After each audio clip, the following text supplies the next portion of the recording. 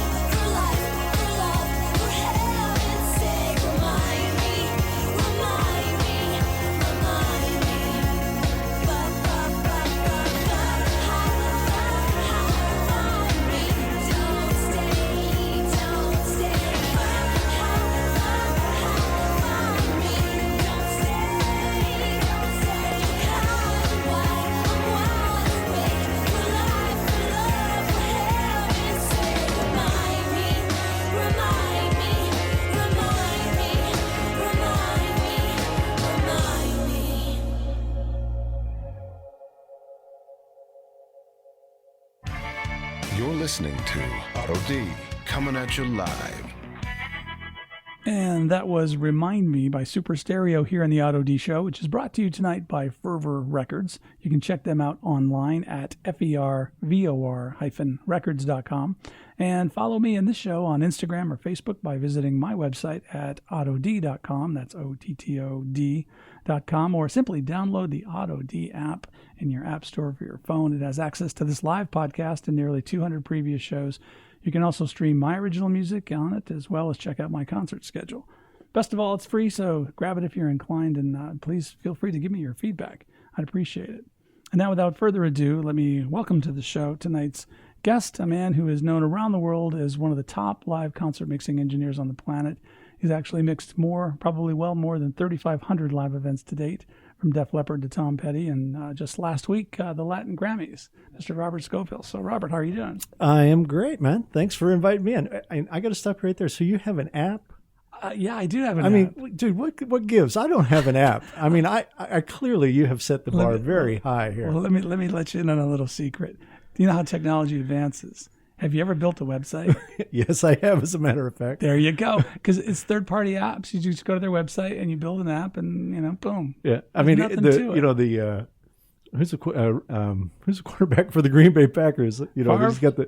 He's got the commercials going with the app. It's really funny. Oh yeah, it cracks me up every time. I said Favre. That's how far back I've been a Green Bay fan. Aaron Rodgers. Yeah, that's funny. Brain cramp there. All the app stuff. No, but the best thing about an app, I use my app to check my own schedule because it's easier than pulling up the calendar for show dates when people ask me. But the neat thing is when you tell somebody you have an app, people are like, how are you going to monetize that? And I'm like, what are you talking about? It's just so cool to say that it's better than having a business card. Right? I mean, you just saw it. I was like, oh, damn, he's got an app. Okay, I got to get my game going here, you know? And you know, it actually is pretty cool. And you have been doing a whole series of YouTube videos that could be accessed through your app, which I think people would really, really love. I want to talk about those when we get into it. Yeah. Because you have over 2,000 subscribers on your YouTube channel. Yeah. That's pretty cool. Yeah, I mean... Sure. I mean, you know, when you tour a lot, you meet a lot of people, you know, so. Well, and I wonder, how do you, since we're talking about it, how do you promote that YouTube channel? I mean, do you work very hard at all to get subscribers? Or is it just... No, really. It was really probably as much about just doing tutorial videos and even like the petty blogs that I was doing, you know, that draws people to them. Yeah, those are great. So. In fact, now that we're on the petty blogs of your YouTube channel, which everybody should go check out. So what's the name of your YouTube channel? It's just Robert Scovill. And that is spelled as it sounds, Scovill? Yeah, no E. Okay. And then the petty blogs, you started with when you guys were 4 weeks out before even starting the tour. You're in your room talking about the rat cases you've torn apart that you're going to have to be rebuilding for this particular tour. Yeah. It was, it actually started one tour before that. It was Petty's kind of pet project called Mud Crutch, right? Okay. Which was his, a couple of the members from one of the first bands that he ever played in that got signed, and they were going to go out and tour, and I mixed that, which was awesome. But I just thought, I need to document this. I just kind of got a whim to start documenting like the day-to-day and trying to keep it interesting and things like that. And then after that tour was finished, we moved on to the next tour and the next real Petty tour. And I thought, what, I'm going to start capturing footage early here and see if I can document this all the way through, And honestly, I still have, the tour ended and I probably had another 12, maybe 15 days of touring that I hadn't edited up and compiled into blogs yet that are still sitting in the can. I've got to get to doing them and get them out. But I've got the entire tour documented. So that's a lot of work. So did you assemble those on the road in the tour van? Sure. Yeah. On your laptop? Yeah. It's called a tour bus, Otto. We've moved up in the world. We're in the bus That's now. right. You guys are in the bus world, not the van it's very world. cushy. Very cushy. Tour van. Boy.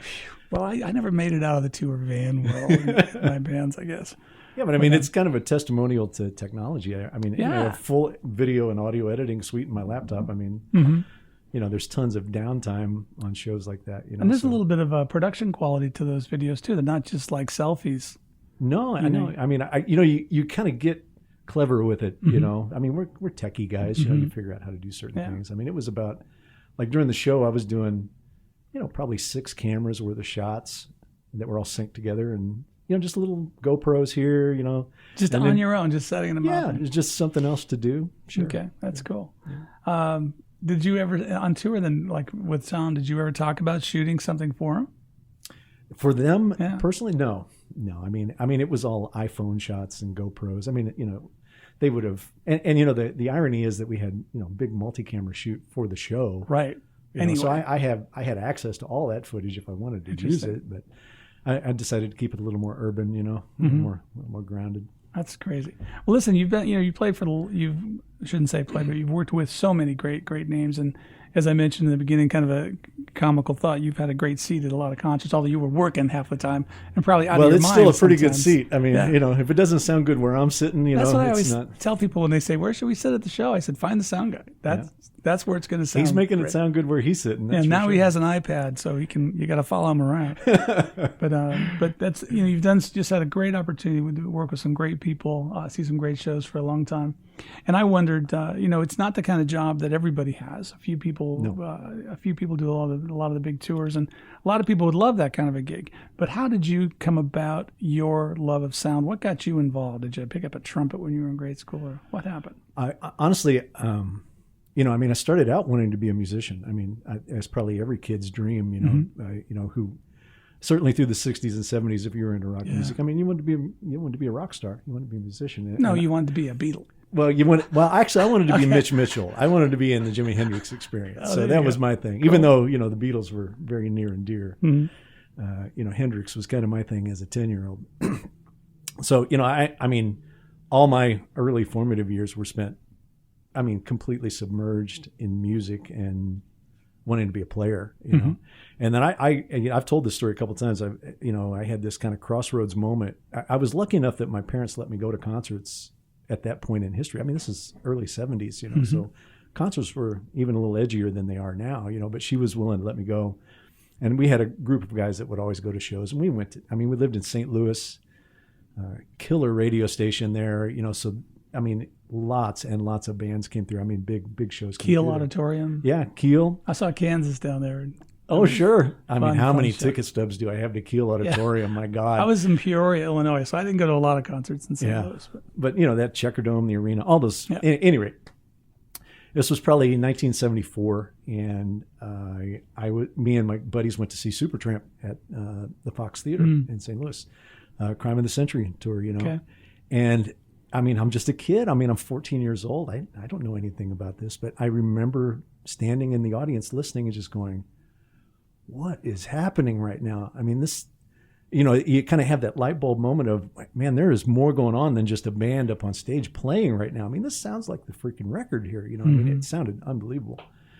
And as luck would have it, I literally was walking off of the theater floor and walked right by the mixing console, and, it kind of stopped me in my tracks. And I'm sitting that must be doing something. Yeah, I was like, what the heck is this? I might as well have been walking into NASA, And the guy who was clearly mixing the show, was packing up, and he saw me, and he just saw something in my eyes. And he said, "You want to come up and look around? I'll show you what's going on." And wow, I was hooked. How cool was that? From that moment, and it was, the amazing part of that story, and it's part of why I love telling this story, because it had such a great kind of conclusion to it. Here I am, 14 years old, and I don't know it at the time, but I'm meeting Russell Pope. Okay.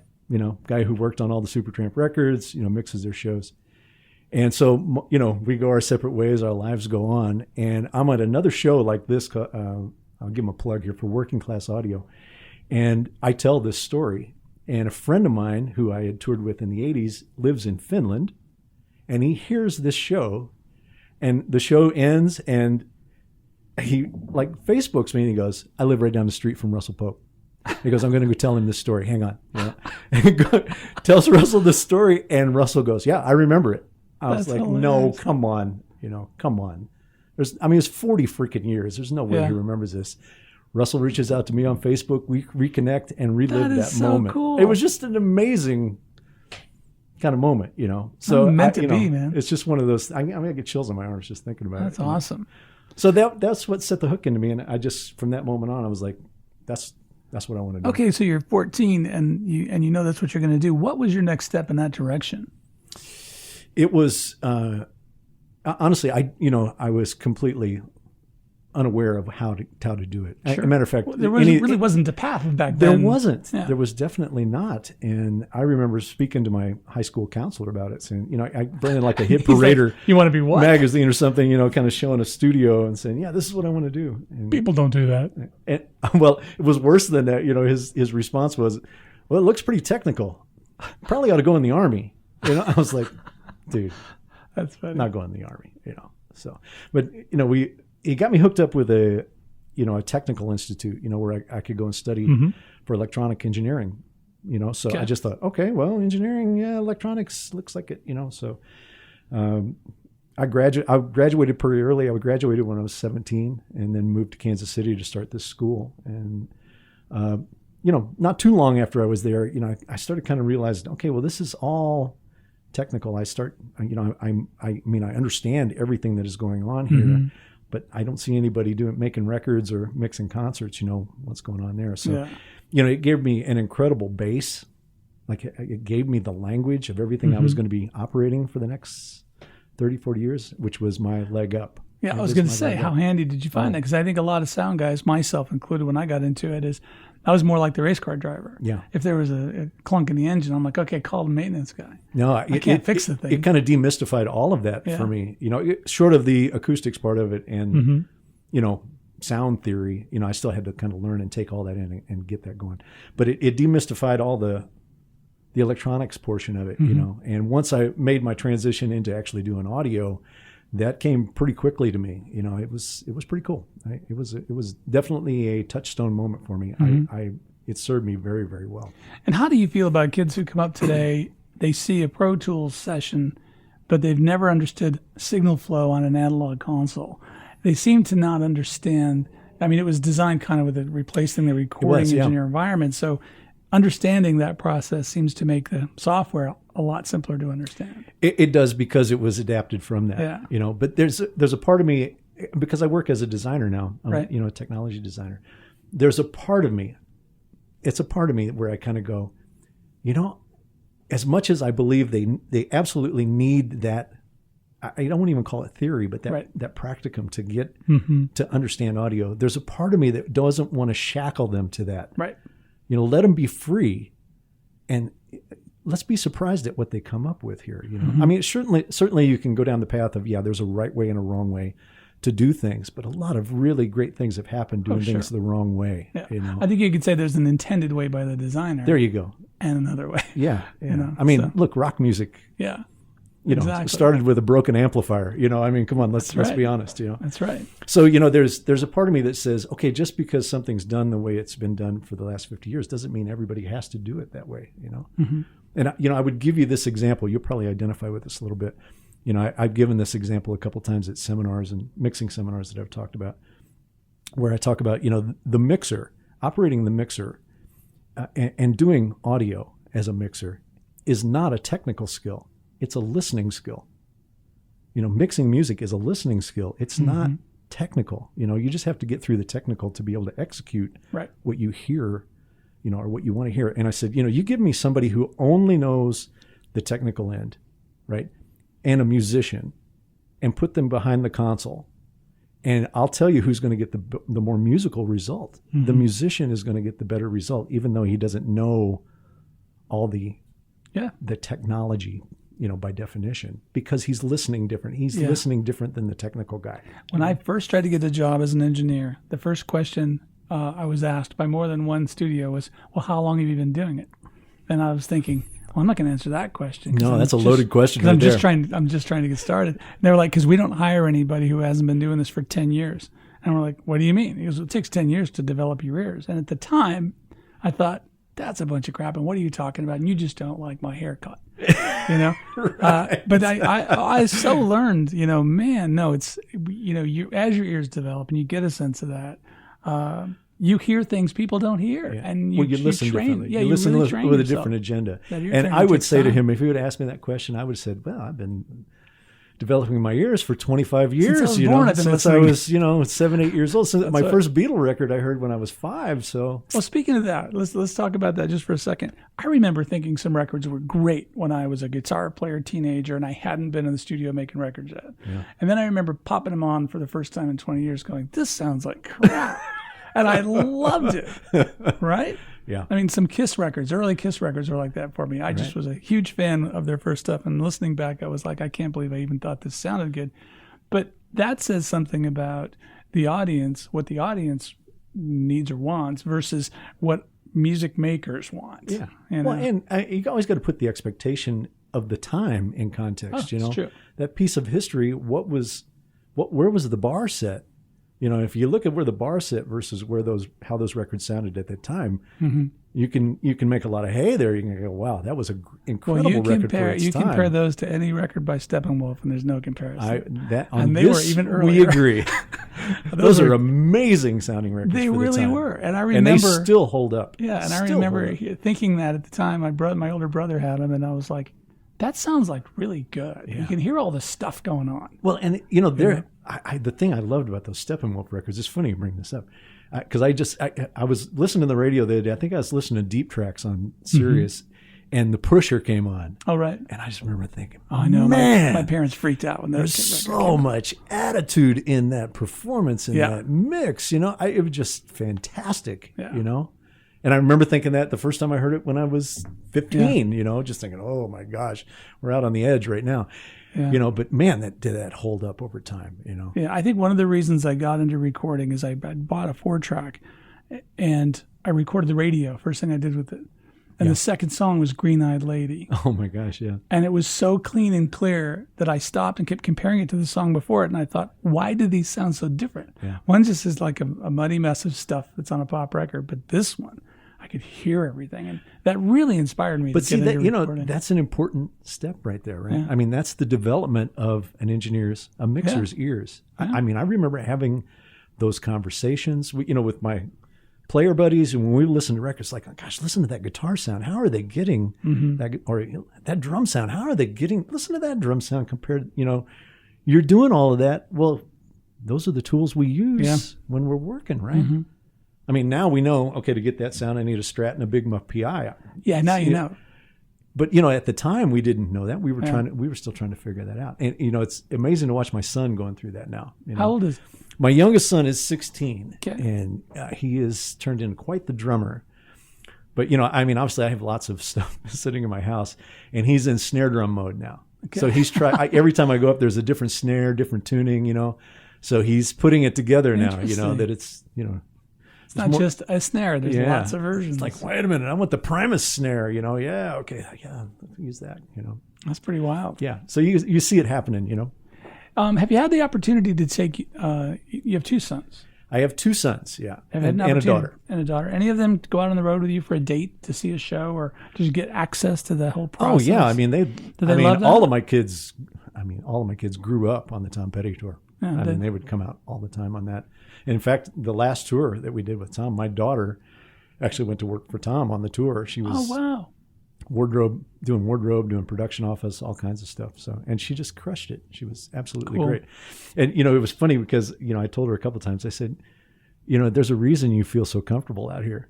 You've been out here your whole life. You know more than you actually know that you know. Yeah, it's a kind of a second home. Yeah, it was. It was. And they just treated her like gold. I mean, it was just fantastic. That's her and awesome. Mike Campbell are like, well, that's great. Two peas in a pod. That's fantastic. Hey, if you get a chance, ask Mike about this one show. Okay. All right. One of my favorite DVDs, I watch it over and over and over, is The Concert for George. Sure.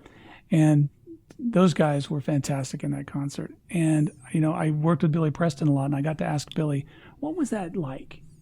Because when I watched that concert, that seemed magical. And he told me it was for 2 weeks. He said it was just the best time. And then he sat there and looked at the ceiling and goes, that Eric Clapton can underdress for any occasion. And I immediately flashed back, he had an untucked dress shirt and loafers. Yeah, you're right, But so were you hanging around during the show? It's one of the few Petty shows I did not get to do. I was committed. But I'll tell you one of my favorite stories from that show. Tom used to tell it all the time. It was so cute and cool. He was like, yeah, we went over to do the George thing. We were the last act on before the final act. We went out and just killed it. I mean, we had the audience right in the palm of our hands. And then they had to throw the Beatles up there. Right. Then Paul came out and Ringo came out. He was like, you can't win. They're going to throw the Beatles at you. But I got to tell you, Mike, the guys all on Taxman, I was so impressed. Yeah. I was so impressed with that. Well, that band, especially the Heartbreakers, they just have that in spades. I've said it before. They had the best musical retention of any group of musicians I've ever been around, bar none. Bar none. I mean, they could just pull it out of the hat. Hey, let's play this one. Okay. Yeah. And more often than not, it'd be like, oh, we're going to do that one. Let me get this guitar, Exactly. Yeah, there's the sound. Okay, here we go, Very cool. I mean, just effortless, Very absolutely effortless. Yeah. Awesome. Well, listen, I want to run back for a second. We just touched on the Latin Grammys for a moment. Sure. And I wanted to get back to that for a few reasons, if you don't mind. One is I didn't see the show. How many artists were on the show? Well, and to be clear, the part of the show that I mixed is there's like 3 Latin Grammys shows. Okay. The big show is not the one I did. I did it's called the Latin Grammys Person of the Year. Okay. And then they have their premiere event where they hand out all the Grammys, for the regions, et cetera, through Latin America. So I mixed both of those events. I did not mix the big event. Okay. But the Person of the Year show is so freaking cool. This year it was Juanes was the Person of the Year. Okay. So they have, a number of artists, probably 10, 12, maybe 14 artists that all come out and interpret one of his songs and do it as their own. And man, some of these performances were just breathtaking. Just breathtaking. It was so good. So good. House band, 10 different singers.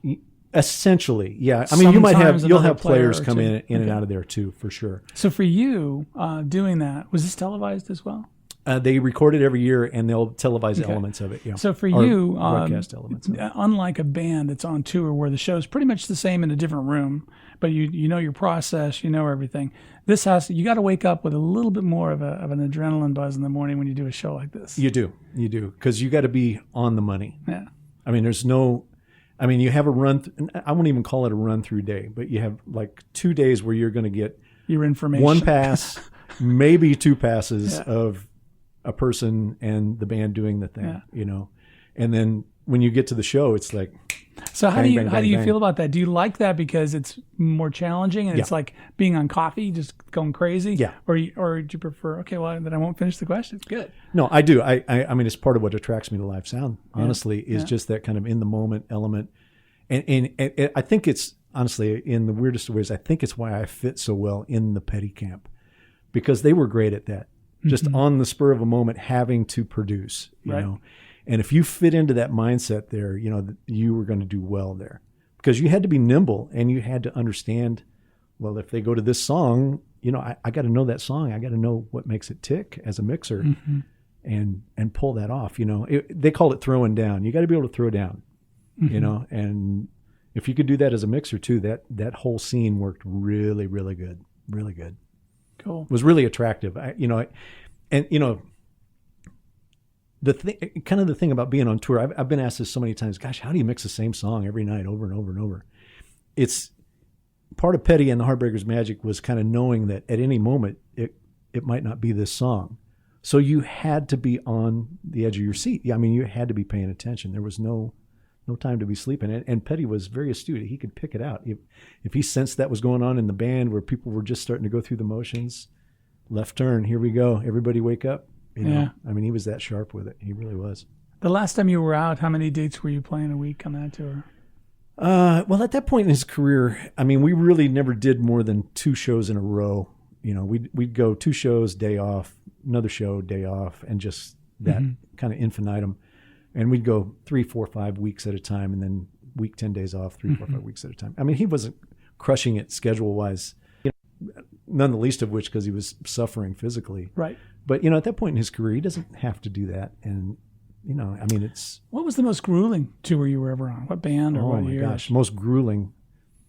Well, I'll just use the one that put me in the hospital for a little bit. So that sounds grueling. That was pretty grueling. And it probably had to be Def Leppard on the Hysteria tour. I mean, and a lot of it, it's funny how history changes perspectives. Most people don't realize what that tour kind of was and what it was not. Okay. So when we started that tour, which was, I'm going to say late 85. Okay. Don't quote me on these dates. Yeah, don't worry about it. It's too long ago. Anyway, obviously we felt like there was a lot of anticipation for the tour. Right. But we went out and it did not sell well.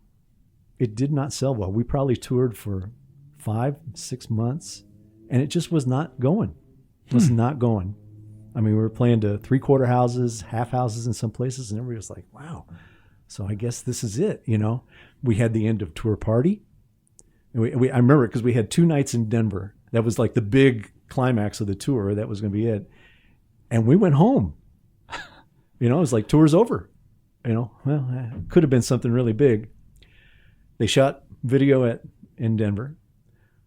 Pour Some Sugar on Me video came out of that.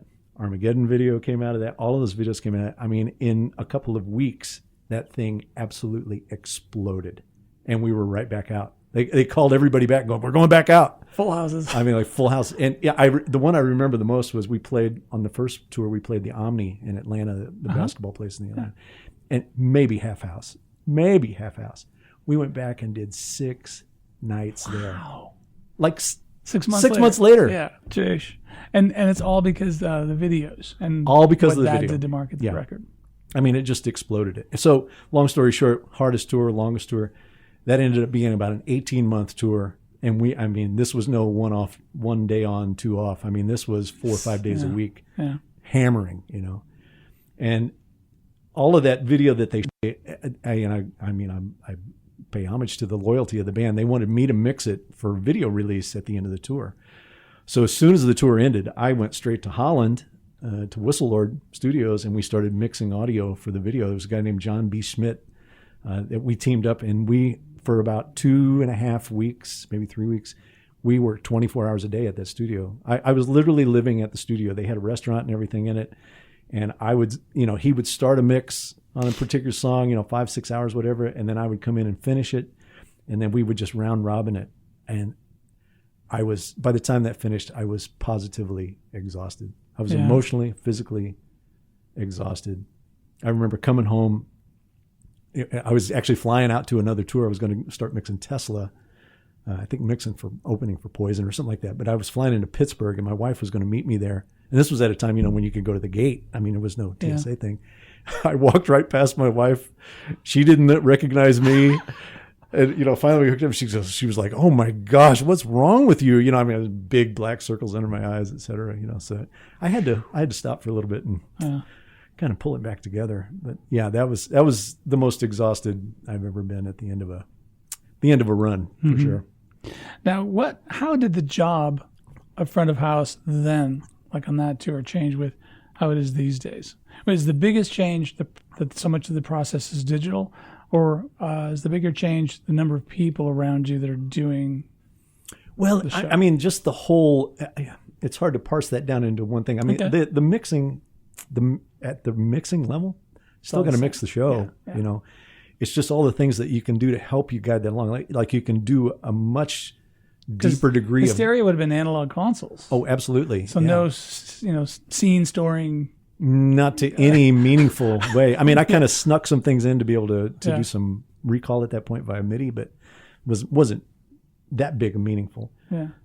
But you can put an element of detail into what we do today that was not possible then. Mm-hmm. I mean, what you would do then, starting a tour, by the third, maybe fourth week, you've had enough passes of the show that you have some repetitiveness in it and some predictability of what you're going to do. Well, now, I mean, especially with virtual sound check now, I mean, you can get that process to an incredible amount of detail and repeatability before the first show even starts, So you can do it in rehearsals, et cetera. I mean, it's an amazing time for that. So. Yeah. Well, listen, a couple other things. We could go on and on. There's just a million places to go. But I do want to mention that you have won 6 Tech Awards. Yeah. Which for technical and creative achievement and sound reinforcement, and anybody in the business knows the value of a Tech Award. So that's a pretty huge accomplishment. Yeah, that really kind of caught me out of left field when that was all going on. I mean, I went through a period of years there where I won 2 or 3 in a row, and then have to take a year off for eligibility, and I didn't see it coming. You're out on the road. I'm mixing. Hey, you won another Tech Award. I was like, what? Great. It'll be home when I get there. Please, have you got my address?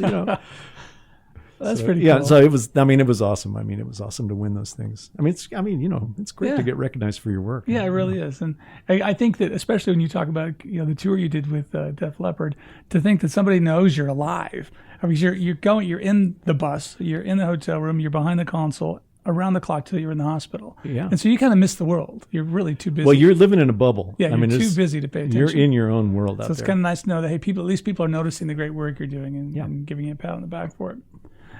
Before we get into my next favorite topic to talk about, I want to mention something you and I chatted about very briefly before the show, and that's Earth's Call. We got into talking about orchestral recording. I've never had an opportunity other than with stereo mics to, I would say a 20-piece orchestra once I did with half a dozen microphones, but never had that full-on orchestra opportunity. Yeah. And I'd like to hear you talk a little bit about that process for you. Yeah, well, it's funny because some of my early things that I ever did as a very young engineer was working with a mentor of mine at Kansas City Philharmonic, doing that. So, I had a little bit of background in that kind of thing.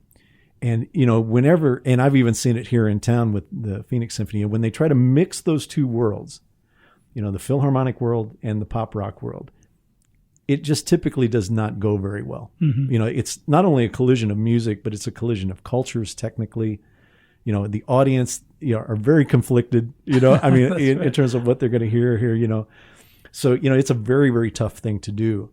But, there are some tricks to it, doing it live. And we have the capabilities now. Certainly, this is where digital consoles have helped us because we have huge numbers of inputs available to us now. So we can individually mic an entire 60-piece orchestra. If you have time. Yeah. Well, if you have the time and the wherewithal to do it and the technology to do it, that's the right move because when you put a rock band in front of an orchestra, as I tell all my students, microphones are dumb.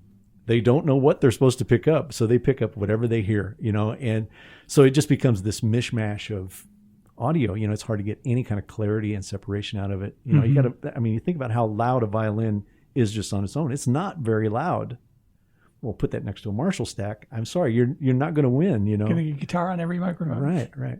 So when you combine those two worlds, you have to individually mic nearly everything in the orchestra, but then the onus falls on you. You have a huge number of inputs to manage and try to make it sound like we know orchestras sound. The orchestra sound that we've been programmed to listen to is not close mic'd. It's distant mic'd where room is part of the sound, right?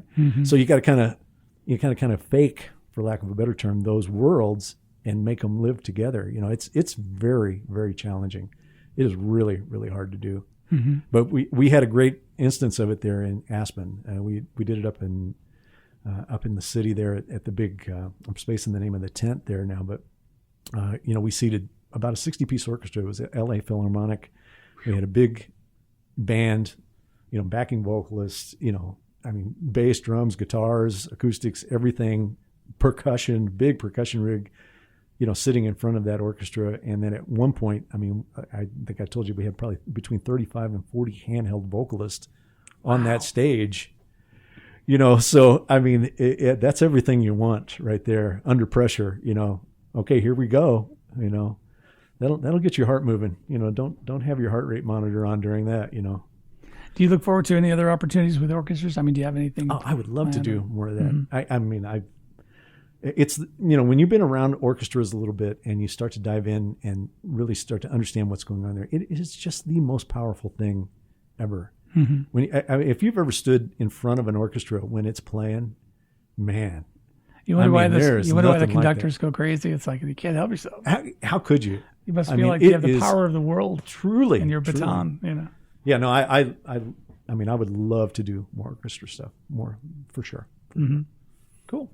Well, listen, let's get into a whole another world of yours. You've been described as a modern day Renaissance man with interesting activities spanning. Wait a minute, did I write that or did you? No, I read this, on the deep web. But I know that you're a big fitness guy. Fitness is a big part of your life. And in watching those Petty videos as well, I loved how you stuck in your little fitness thing and described a routine at Red Rocks, running up the stairs, all the steps to the back, and I'm like, holy cow! So when you're on the road, fitness can be a bit of a problem to maintain any kind of regular activities. So tell me a little bit about when did this creep into your life? Have you always been a fitness guy? Well, let's go way back because people have always asked me, what the hell are you doing? Why did you get into this? I kind of had a parallel path going in my life a little bit where I was doing a lot of concert work and a lot of studio work. And I think at one point I was able to recognize, there is a physicality to touring that doesn't exist in the studio. You know, you're in a different place every day. You're moving every day. You're going to set it up every day. You know, there's this kind of grind to it that was really attractive to me.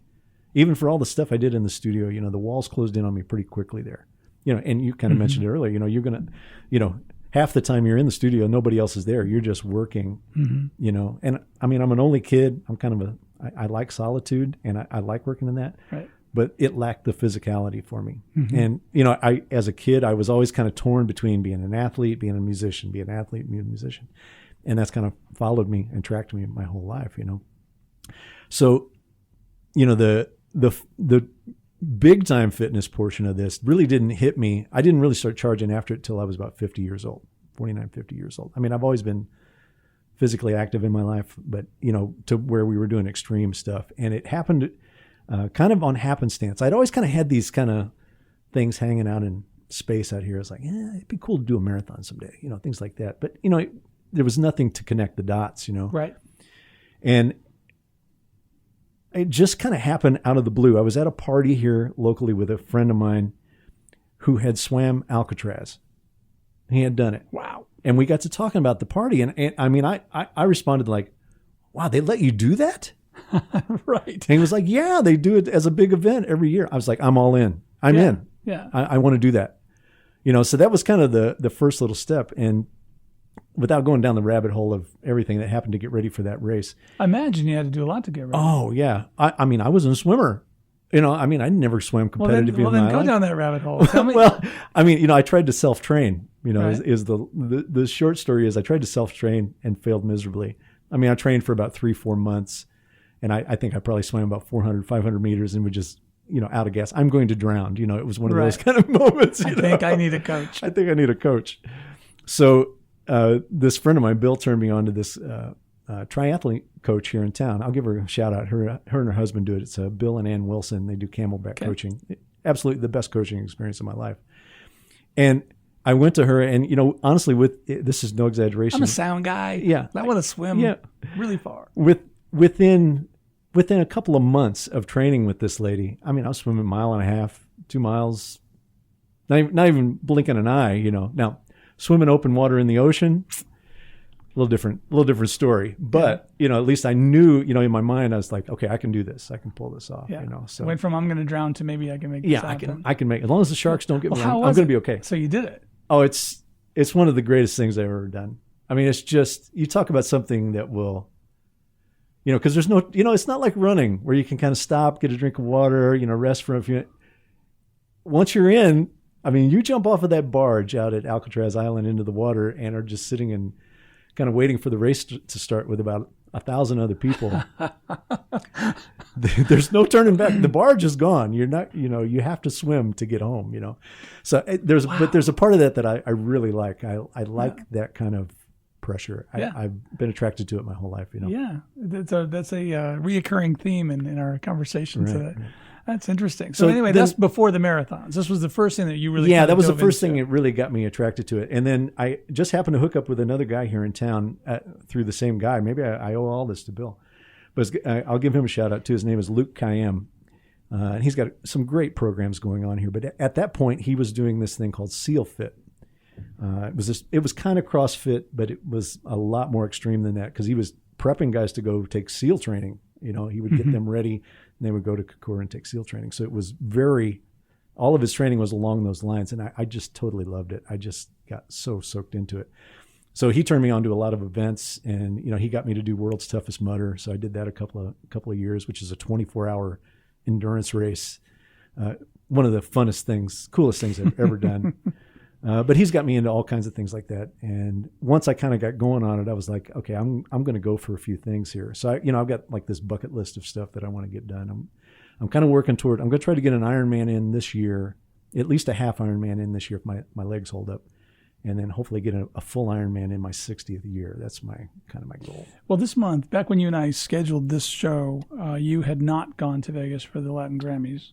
That's correct. And you mentioned that you were going to be running the Rock and Roll Marathon and a half marathon the day after. Actually, I was doing a 5K and a half marathon. Right. Yeah. So did you do those? Yeah. How'd that go? Yeah, it went pretty good. I'm using all my events right now to kind of prep for Ironman. So I use it as a little pace test. Like there's you don't run, at least, us normal human beings, us mortals, don't run half marathons as part of the Ironman the same you would run a normal half marathon. So, I'm kind of doing all these pace experiments and kind of fuel experiments. You got to be able to, in Ironman, you got to be able to fuel during the race. So there's all kinds of prep work to get ready for it, That's wild. We were in New York over the Halloween weekend, and unbeknownst to me, that was the New York Marathon. Yeah. And we're in Central Park, and half of it's fenced off. And I'm like, what's going on? What the hell's a lot of going crime in Central Park. And all this massive, tent, the medical tent at the finish line. Right. Oh, okay. And then they were running on that Sunday when we flew out. Yeah. But, have you been running the New York Marathon? No, I've never qualified for New York Marathon. I mean, I think probably the coolest marathon I've run is Great Wall Marathon. That was really, really spectacular. Although it was absolutely the hardest thing I've ever done, no doubt about it, because there are two. In terms of stairs, it's probably 210-story stair climbs inside the marathon.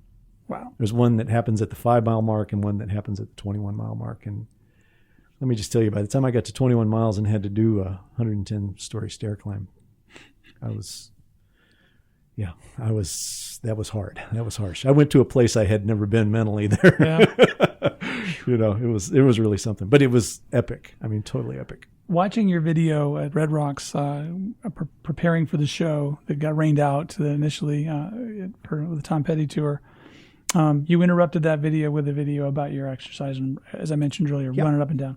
And I noticed that you had this hashtag HTFU that's on your logo for your business, and it was on these videos. Like, what is this? I thought that was pretty awesome. Yeah, I love it. I actually stole that hashtag from Luke. So he referenced it in a video once, and I was like, oh man, that's killer. I got to use that. And he said, you can have it. So I just been using it. Everybody asks me what it's for, and if we can say 4-letter words, then I'll. You know what? There's no FCC here, so you can actually explain it if you want. But, it's called Harden the Fuck Up. Mm-hmm. So it's just kind of this mantra that we always kind of had. Whenever you're starting to bend a little bit or break a little bit, it's like, hey, dude, harden the fuck up. Let's go. Yeah. Yeah. Well, what's next on your fitness plan then? I'm back to training right now. I'm back to triathlon training. Triathlon season's opening up here after the first of the year, so I'll probably do Rock and Roll Marathon again here in Phoenix. I might come and watch. There's some great stuff online that talks about being the spouse of a triathlete and what a horrible existence that is. I bet. Because you're there for hours and you get to see the guy maybe 20 seconds out of the race as he goes by. Right. So it's not like you're going to see him on TV. The whole fitness thing for me, I'm finally getting into fitness a little. We go to the gym 3 to 4 days a week in the morning. I run 4 miles. That's it. Yeah. And then we play tennis a couple times a week. Yeah. So, at my age, it's like time to start doing a little something. It's amazing, honestly, what you can get done at any age. And, there's all these misnomers out there about, what you have to do. You don't have to do a lot. It's what you do in your fitness routine that will keep you right. And the thing I learned, certainly over this past 10 years, unequivocally, is your nutrition is 80% of the game. Yeah, and that's the part I haven't accepted yet. Yeah, all of us. I still eat pasta every day, at least once. Yeah. It's the oldest adage in the world, right? Strength is built in the gym. Bodies are built in the kitchen, and it's the truth, man. Truer words were never spoken. Well, we're running out of time, and I want to get to something else before I let you go. Cool. Got about 10 minutes. And again, before you went out to Vegas for the Latin Grammy Award ceremony, you were in London because you were invited to deal with some designing of new consoles, I believe it was. Well, yeah, I'm part of a group at Avid Technologies. I've been involved in this officially since about 2005, kind of unofficially since around 1999, helping DigiDesign bring a live sound console to the market. So I actually work for the company. And how cool is that to be there at the design level for you? It's pinch myself. It's an absolute dream come true. I get to go out and use it and then come back and say, here's what it needs to do, and then like I think it's part of the reason they have me there. And there's a couple other guys that are there like me, where we kind of go out and validate everything that we're doing with that technology, so that part of it is just incredibly fun.